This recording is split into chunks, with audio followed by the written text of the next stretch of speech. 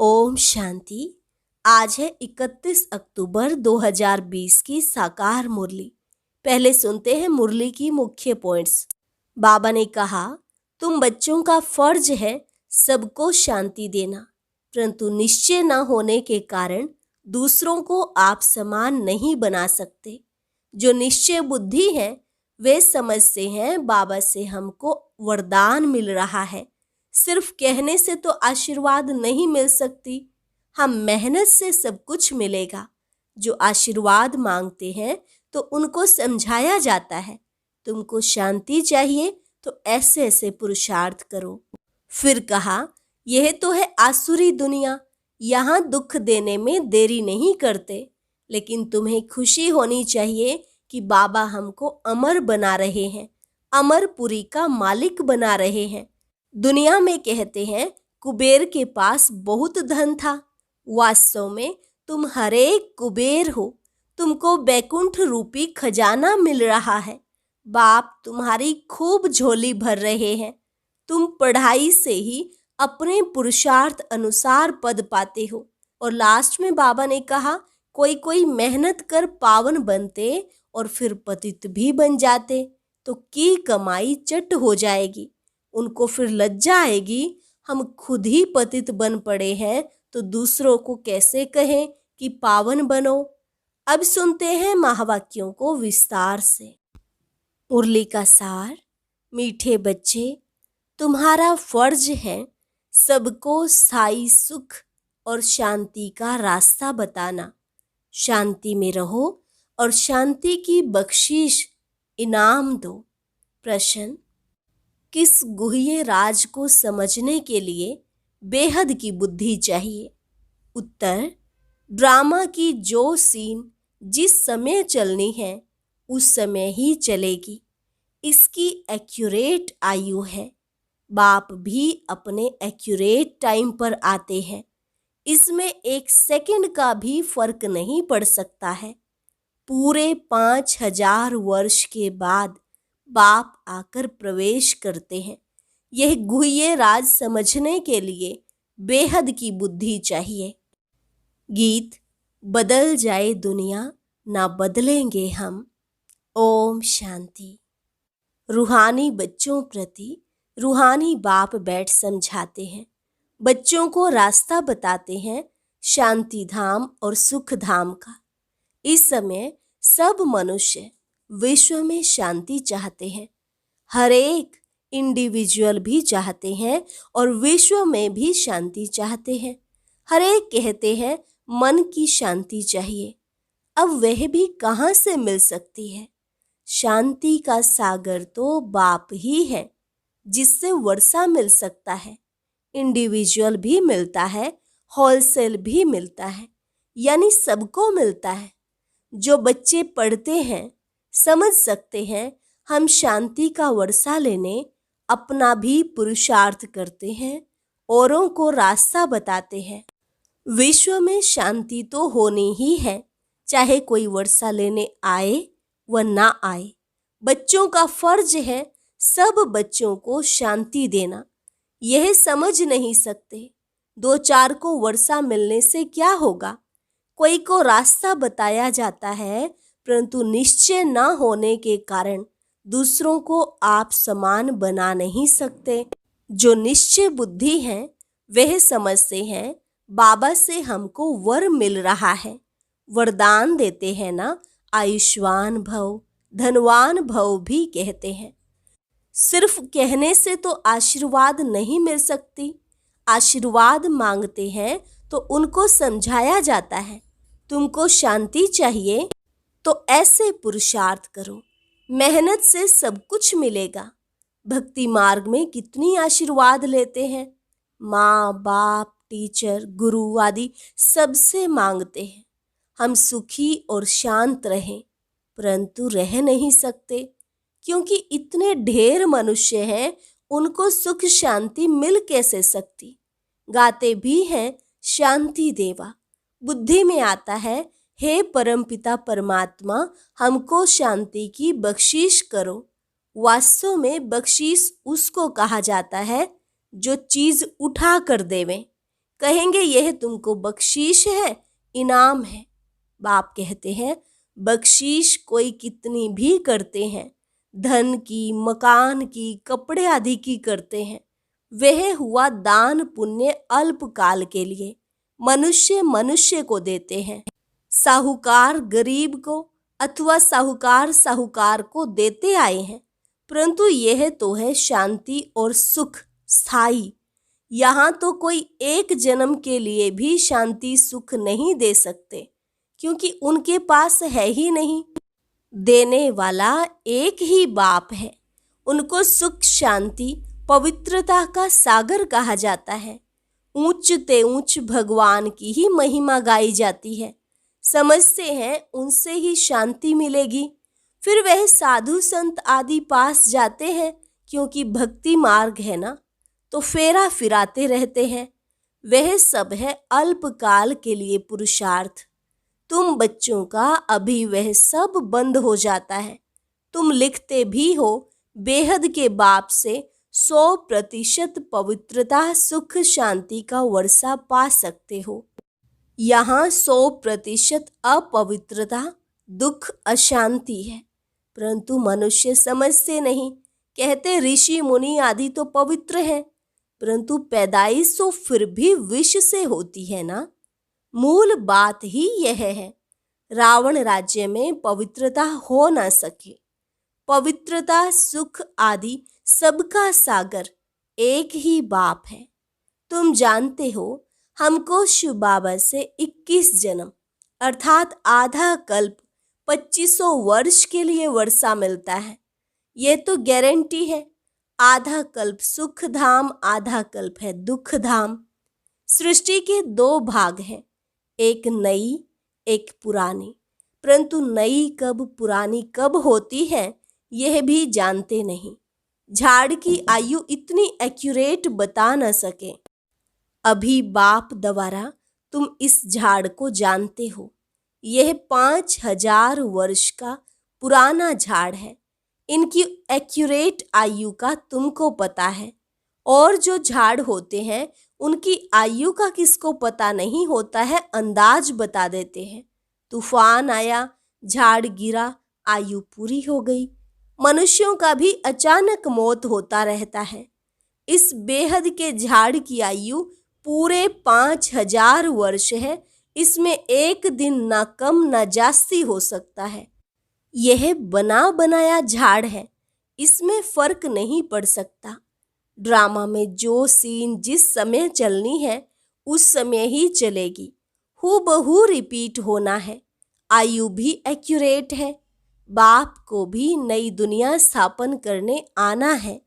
Accurate time पर आते हैं। 1 सेकंड का भी उसमें फर्क नहीं पड़ सकता। यह भी अब तुम्हारी बेहद की बुद्धि हुई। तुम ही समझ सकते हो। पूरे 5000 वर्ष बाद बाप आकर प्रवेश करते हैं, इसलिए शिवरात्रि कहते हैं। कृष्ण के लिए जन्माष्टमी कहते हैं। शिव के लिए जन्माष्टमी नहीं कहते, शिव की रात्रि कहते हैं। क्योंकि अगर जन्म हो तो फिर मौत भी हो। मनुष्यों का जन्मदिन कहेंगे, शिव के लिए हमेशा शिवरात्रि कहते हैं। दुनिया में इन बातों का कुछ भी पता नहीं। तुम समझते हो शिवरात्रि क्यों कहते हैं, जन्माष्टमी क्यों नहीं कहते। उनका जन्म दिव्य अलौकिक है, जो और कोई का हो नहीं सकता। ये कोई जानते नहीं शिव बाबा कब कैसे आते हैं। शिवरात्रि का अर्थ क्या है तुम ही जानते हो। यह है बेहद की रात। भक्ति की रात पूरी हो दिन होता है। ब्रह्मा की रात और दिन तो फिर ब्राह्मणों का भी हुआ। एक ब्रह्मा का खेल थोड़े ही चलता है। अब तुम जानते हो अब दिन शुरू होना है। पढ़ते पढ़ते जाए अपने घर पहुँचेंगे, फिर दिन में आएंगे। आधा कल्प दिन आधा कल्प रात गाई जाती है, परंतु किसकी भी बुद्धि में नहीं आता। वो लोग तो कहेंगे कलयुग की आयु 40,000 वर्ष बाकी है, सतयुग की लाखों वर्ष है। फिर आधा आधा का हिसाब ठहरता नहीं। कल्प की आयु को कोई भी जानते नहीं। तुम सारे विश्व के आदि मध्य अंत को जानते हो। यह 5000 वर्ष के बाद सृष्टि चक्र लगाती रहती है। विश्व तो है ही, उनमें पार्ट बजाते बजाते मनुष्य ही तंग हो जाते हैं। यह क्या आवागमन है। अगर 84 लाख जन्मों का आवागमन होता तो पता नहीं क्या होता। ना जानने के कारण कल्प की आयु भी बढ़ा दी है। अभी तुम बच्चे बाप से सम्मुख पढ़ रहे हो, अंदर में भासना आती है, हम प्रैक्टिकल में बैठे हैं। पुरुषोत्तम संगम युग को भी जरूर आना है। कब आता है, कैसे आता है, यह कोई भी नहीं जानते। तुम बच्चे जानते हो तो कितना गदगद होना चाहिए। तुम ही कल्प कल्प बाप से वर्षा लेते हो, अर्थात माया पर जीत पाते हो, फिर हारते हो। यह है बेहद की हार और जीत। उन राजाओं की तो बहुत ही हार जीत होती रहती है, अनेक लड़ाइयां लगती रहती है। छोटी सी लड़ाई लगती है तो कह देते अब हमने जीता। क्या जीता? थोड़े से टुकड़े को जीता। बड़ी लड़ाई में हारते हैं तो फिर झंडा गिरा देते हैं। पहले पहले तो एक राजा होता है, फिर और वृद्धि होते जाते हैं। पहले पहले इन लक्ष्मी नारायण का राज्य था, फिर और राजाएं आने शुरू हुए। जैसे पोप का दिखाते हैं, पहले एक था, फिर नंबरवार और पोप भी बैठते गए। किसकी मृत्यु का तो ठिकाना ही नहीं है ना। तुम बच्चे जानते हो हमको बाबा अमर बना रहे हैं, अमरपुरी का मालिक बना रहे हैं। कितनी खुशी होनी चाहिए। यह है मृत्यु लोक, वह है अमर लोक। इन बातों को नया कोई समझ ना सके, उनको मजा नहीं आएगा जितना पुरानों को आएगा। दिन प्रतिदिन वृद्धि को पाते रहते हैं, निश्चय पक्का हो जाता है। इसमें सहनशीलता भी बहुत होनी चाहिए। यह तो आसुरी दुनिया है, दुख देने में देरी नहीं करते। तुम्हारी आत्मा कहती है हम अभी बाबा की श्रीमत पर चल रहे हैं। हम संगम युग पर हैं, बाकी सब कलयुग में हैं। हम अभी पुरुषोत्तम बन रहे हैं। पुरुषों में उत्तम पुरुष पढ़ाई से ही बनते हैं, पढ़ाई से ही चीफ जस्टिस आदि बनते हैं ना। तुमको बाप पढ़ाते हैं, इस पढ़ाई से ही अपने पुरुषार्थ अनुसार पद पाते हो। जितना जो पढ़ेंगे उतना ग्रेड मिलेगी। इसमें राजाई की ग्रेड है, वैसे उस पढ़ाई में राजाई की ग्रेड नहीं होती है।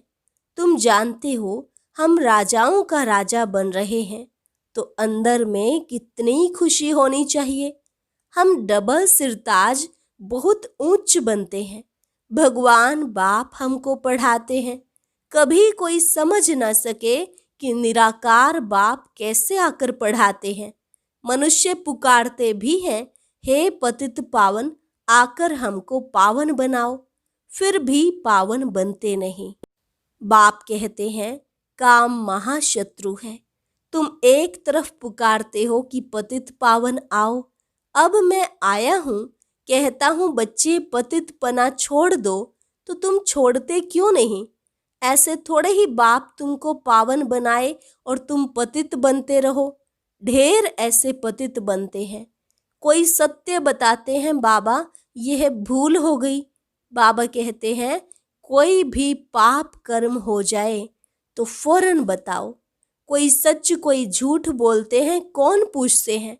मैं थोड़े ही एक एक के अंदर को बैठ जानूंगा, यह तो हो न सके। मैं आता ही हूँ सिर्फ राय देने। पावन नहीं बनेंगे तो तुम्हारा ही नुकसान है। मेहनत कर, पावन से फिर पतित बन जाएंगे तो की कमाई चट हो जाएगी। लज्जा आएगी, हम खुद ही पतित बन पड़े हैं, फिर दूसरे को कैसे कहेंगे कि पावन बनो? अंदर खाएगा कि हमने कितना फरमान का उल्लंघन किया। यहाँ तुम बाप से डायरेक्ट प्रतिज्ञा करते हो। जानते हो बाबा हमको सुख धाम शांति धाम का मालिक बना रहे हैं, हाजिर नाजिर हैं। हम उनके सम्मुख बैठे हैं। इनमें पहले यह नॉलेज थोड़े ही थी, ना कोई गुरु ही था जिसने नॉलेज दी। अगर गुरु होता तो सिर्फ एक को ज्ञान देंगे क्या? गुरुओं के तो फॉलोअर्स बहुत होते हैं ना, एक थोड़े ही होगा। यह समझने की बातें हैं ना। सतगुरु है ही एक, वह हमको रास्ता बताते हैं, हम फिर दूसरों को बताते हैं। तुम सबको कहते हो बाप को याद करो, बस ऊंच ते ऊंच बाप को याद करने से ही ऊंच पद मिलेगा। तुम राजाओं के राजा बनते हो, तुम्हारे पास अनगिनत धन होगा, तुम अपनी झोली भरते हो ना। तुम जानते हो बाबा हमारी झोली खूब भर रहे हैं। कहते हैं कुबेर के पास बहुत धन था। वास्तव में तुम हरे कुबेर हो, तुमको बैकुंठ रूपी खजाना मिल जाता है। खुदा दोस्त की भी कहानी है, उनको जो पहले मिलता था उसको एक दिन के लिए बादशाही देते थे। ये सब दृष्टांत है। अल्लाह माना बाप, वह अव्वल दीन रचता है, फिर साक्षात्कार हो जाता है। तुम जानते हो बरोबर हम योग बल से विश्व की बादशाही लेते हैं। अच्छा, मीठे मीठे सिक्की लदे बच्चों प्रति मात पिता बाप दादा का याद प्यार और गुड मॉर्निंग। रूहानी बाप की रूहानी बच्चों को नमस्ते। रूहानी बच्चों की रूहानी बाप दादा को नमस्ते नमस्ते, गुड मॉर्निंग। धारणा के लिए मुख्य सार। पहली पॉइंट, इस आसुरी दुनिया में बहुत बहुत सहनशील बनकर रहना है। कोई गाली दे दुख दे तो भी सहन करना है। बाप की श्रीमत कभी नहीं छोड़नी है। दूसरी पॉइंट, डायरेक्ट बाप ने पावन बनने का फरमान किया है, इसलिए कभी भी पतित नहीं बनना है। कभी कोई पाप हो तो छिपाना नहीं है। वरदान, परमात्म मिलन द्वारा रूह रिहान का सही रिस्पॉन्स प्राप्त करने वाले बाप समान बहुरूपी भव। परमात्म मिलन द्वारा रूह रिहान का सही रिस्पॉन्स प्राप्त करने वाले बाप समान बहुरूपी भव। जैसे बाप बहुरूपी है, सेकंड में निराकार से आकारी वस्त्र धारण कर लेते हैं, ऐसे आप भी इस मिट्टी की ड्रेस को छोड़ आकारी फरिश्ता ड्रेस, चमकीली ड्रेस पहन लो तो सहज मिलन भी होगा और रूह रिहान का क्लियर रिस्पॉन्स समझ में भी आएगा। क्योंकि यह ड्रेस पुरानी दुनिया की वृत्ति और वाइब्रेशन से, माया के वाटर या फायर से प्रूफ है। इसमें माया इंटरफेयर नहीं कर सकती। स्लोगन, दृढ़ता असंभव से भी संभव करा देती है। दृढ़ता असंभव से भी संभव करा देती है। ओम शांति। आज की अव्यक्त मुरली जरूर सुने। उसके लिए ऊपर दिए गए बॉक्स को टच करें।